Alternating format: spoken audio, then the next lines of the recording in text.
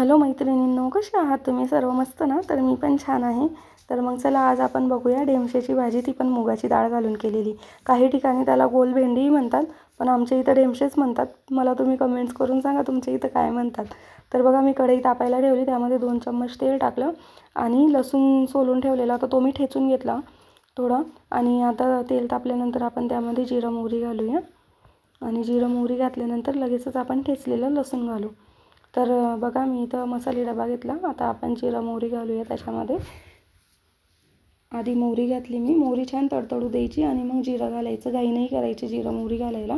तेल छान तापू द्यायचं कधी पण. आणि बघा, छान ते तडतडलं ना की त्यामध्ये लसूण ॲड केला.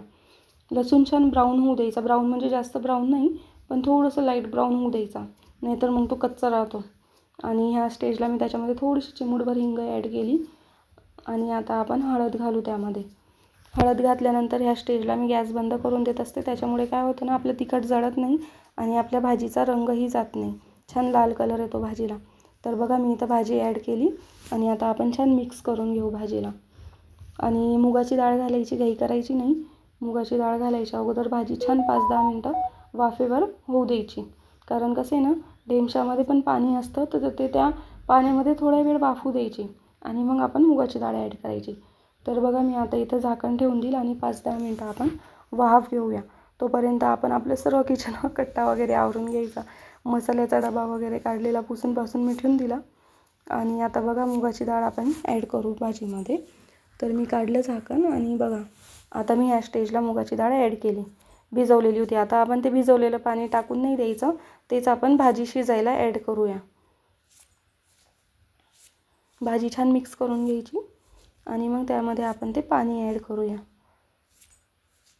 म्हणजे कसं नाही, एक्स्ट्रा पाणी लागत नाही आपल्याला.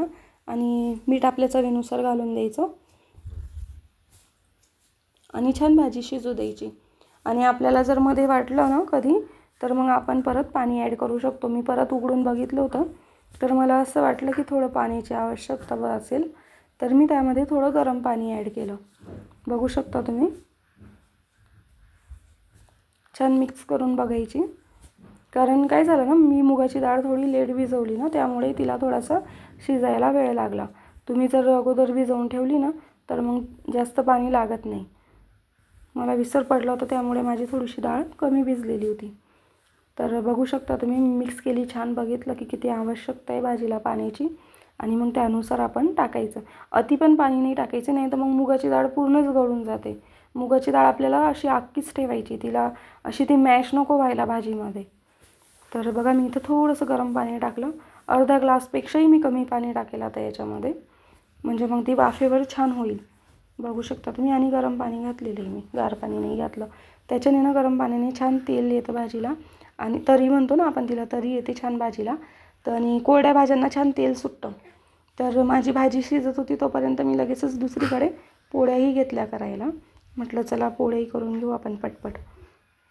तर मी काय करते ना, आठवड्यातून 2 दिवस तरी लोखंडी तवा यूज करत असते पोळ्यांना. नाहीतर माझ्याकडे तो हार्ड अॅनोडाईजचा तवा आहे पोळ्यांसाठी. पण कसं आहे ना, आपल्या शरीरामध्ये लोहाची पण गरज असते ना, त्यामुळे आपण आठवड्यातून 1-2 वेळेस तरी लोखंडी तवा यूज करायचा. तसं आपण सर्वजण भाकरीला यूज करतच असतो, पण घरामध्ये कसं आहे ना, सर्वच व्यक्ती भाकरी खातील असं नसतं ना. काही पोळ्याही खातात. आता आमच्या इथं माझ्या मिस्टरांना आणि मुलीला पोळ्या लागतात, मला भाकरी असते. त्यामुळे मग मी त्यांच्या पोळ्या पण आठवड्यातून 2 दिवस याच्यावरच भाजत असते. म्हटलं उगाचच कशाला ना 2-2 तवे आपण खराब करायचे, घासावे आपल्यालाच लागतात. मग म्हटलं चला आपण आता भाकरी करणारच आहे, तर त्याच तव्यावर करूया त्यांच्यासाठी पोळ्या.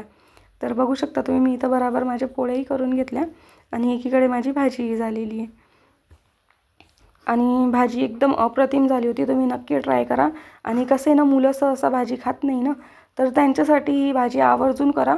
त्यांना खूप आवडेल, कारण माझ्या मुलीलाही खूप आवडली होती. तर ही भाजी शक्यतो मुलांसाठी आहे.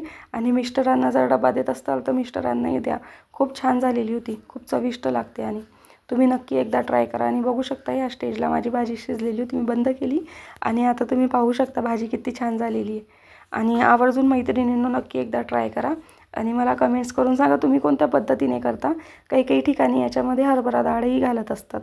पण मी मुगाची डाळ घालत असते कारण लवकर शिजते ना ती, आपल्याला सकाळी खूप घाई असते.